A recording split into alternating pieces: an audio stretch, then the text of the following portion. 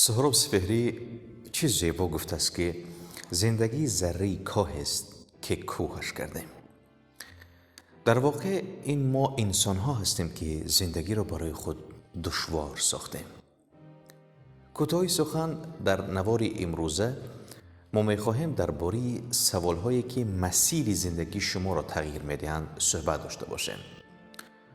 به نظر شما ما انسان ها در طول روز چند ساعتی وقتمان را صرف فکر کردن میکنیم؟ اکثر ما نمیدونیم، اما اگر حدی اقل میانی آماری را دنبال کنیم چیزی حدود 5-8 دقیقه است. بله، شما درست شنیدید. افراد عادی در طول روز 5 تا 8 دقیقه خود را صرف فکر کردن میکنند. خب اینک اجازه دهید ماجرا را کمی جذابتر کنیم. به نظر شما ما انسان ها در طول روز چند ساعتی ذهنمان را مشغول می‌داریم؟ فکر کردن؟ نه، بلکه فقط مشغولیت ذهنی. انسان ها به طور طبیعی کل روز را صرف فکر کردن راجع به مسائل مانند موردهای زیر میکنند. برای مهمانی رفتن چی پوشم؟ برای بیرون رفتن و خوردن شام به کدام طرف خانه روم؟ کدام فیلم و سریالی نو رو تماشا کنم؟ و مانند این گونه سوال ها. هزاران سوال دیگر که حتی یافتن پاسخ آنها 1% هم سبب تغییر ابزار زندگیتان نخواهد شد. چرا بیهوده ذهن را مشغول میکنیم؟ دلیل آن ساده است. ما هنوز یاد نگرفته ایم چطور فکر کنیم. زمان مکتب خوانی را به یاد دارید. پس از ختم مکتب به دانشگاه به جای اینکه به ما اصول اولیه فکر کردن را بیاموزند، یاد دادند چطور 1+1=2 می شود. اما هیچ وقت نگفتند چرا 1 سیب و 1 مویز نمی شود 2 عدد آلو بالو. ما یاد گرفتیم داده هایی را که به ما می دهند فقط استفاده کنیم، اما هیچ کس به ما تحلیل داده ها را یاد نداد.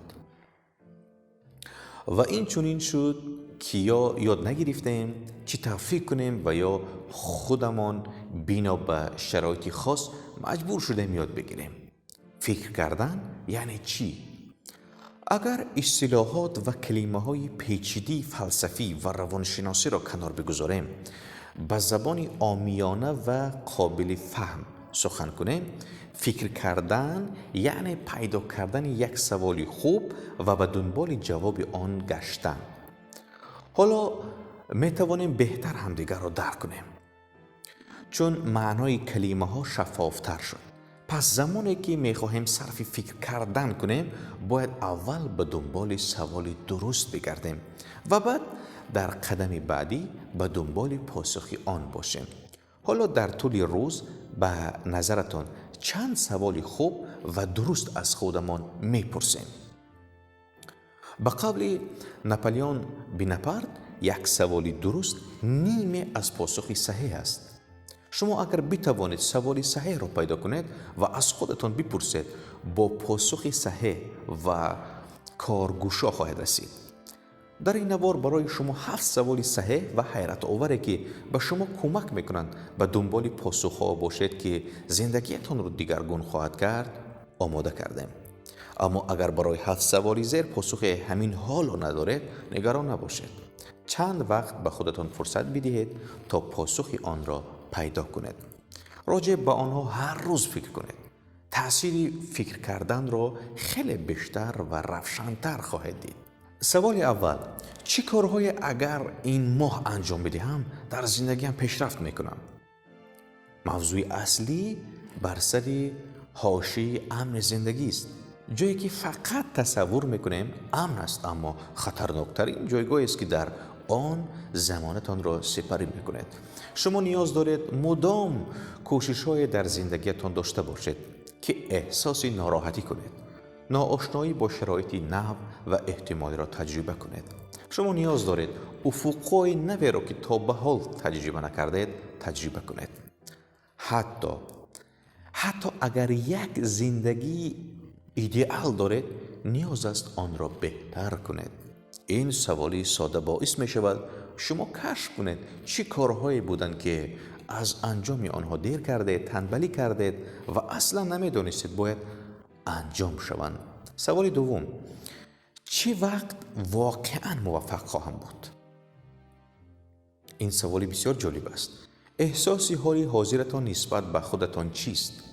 اگر این سوال را از اکثر مردم بپرسید، آنها پاسخی مانند این خواهند داد: هنوز نه، اما یک روز موفق میشوم. اما در واقعیت این یک روز هیچ وقت از راه نخواهد رسید و یک امیدی پوچ است. باید داشته باشید مهم نیست حالا کجا هستید، همین حالا شما موفق هستید. میدونید چرا؟ حتی اگر هیچ دستاوردی بزرگ و خوبی نداشته باشید، شما موفق هستید. شما موفق هستید چون در مسیر به سمت مقصد موفقیت در حال حرکت هستید. مهم نیست آغاز شما کجاست، مقصد شما مهم است. سوال سوم، چقدر قصد دارم ببخشم؟ اجازه دهید شفاف سازی کنیم. بخشیدن به منظوری دادن پول، غذا و لباس به فردی به خانمان نیست. بخشیدن یعنی چیزی از شما به سمت دنیای بیرون فرستاده شود. بخشیدن پول یک نوع بخشش است، اما تمام آن نیست. بخشیدن میتواند حتی یک لبخند زدن بر راننده تاکسی خسته باشد که در طول روز به مسافران زیاد بحث داشته است.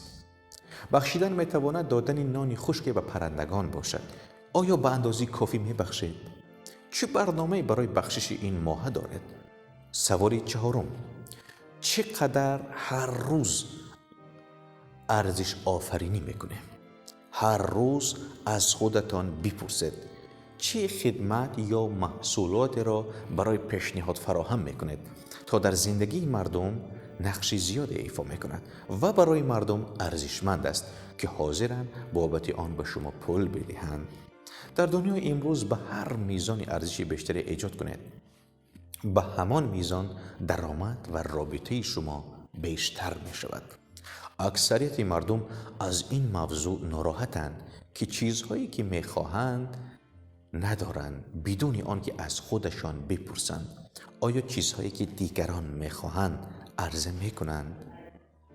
سوال پنجم، چطور اکثر وقتا احساس خوشبختی داشته باشم؟ دقت کنید، چطور اکثر وقتا احساس خوشبختی داشته باشم؟ بیش از هر چیز شما کارها و مشغولیت‌ها و مسئولیت‌ها را قبول می‌کنید تا هر روز به نسبت روزهای قبل احساس خوشبختی بیشتری داشته باشید.